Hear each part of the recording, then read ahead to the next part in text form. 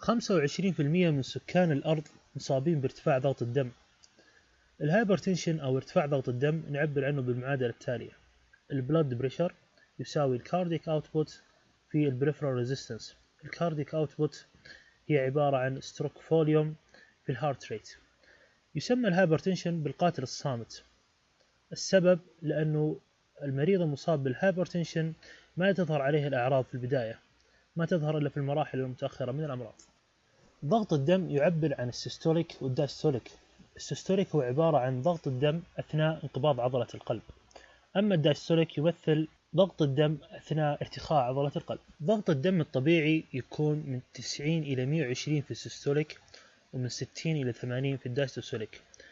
في البري هايبرتنشن يكون من 120 إلى 140 في السيستوليك ومن 80 إلى 90 في الدايستوليك.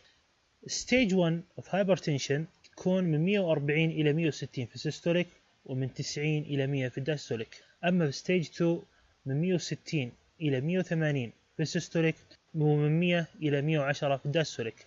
ما زاد عن 180 في السيستوليك و110 في الدايستوليك تسمى الهايبرتنشن ستيج 3. بالعادة في بعض الأحيان السيستوليك والدايستوليك في البلاد بريشر يرتفعون مع بعض وينزلون مع بعض، ولكن أحيانا السيستوليك يكون عالي والدايستوليك يكون منخفض. في هذه الحالة نسمي البلاد بريشر بالايزوليتد سيستوليك هايبرتنشن. والعكس يكون صحيح، في بعض الأحيان يكون الدايستوليك مرتفع والسيستوليك يكون في النورمال. في هذه الحالة أيضا نسميها isolated diastolic hypertension. الريسك فاكتور اوف هايبوتنشن مرة متعددة وكثيرة.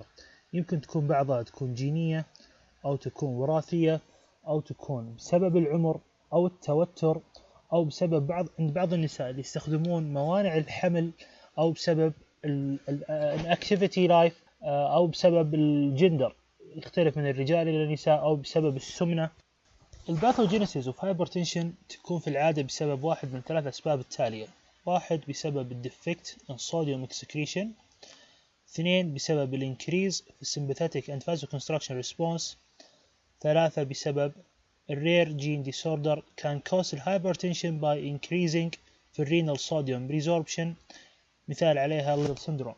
المورفولوجي of hypertension يمكنها تكون على large blood vessels مثل في حالة الأثيروسكليروسيس، أو يكون في small blood vessels ويسبب الارتيروسكليروسيس.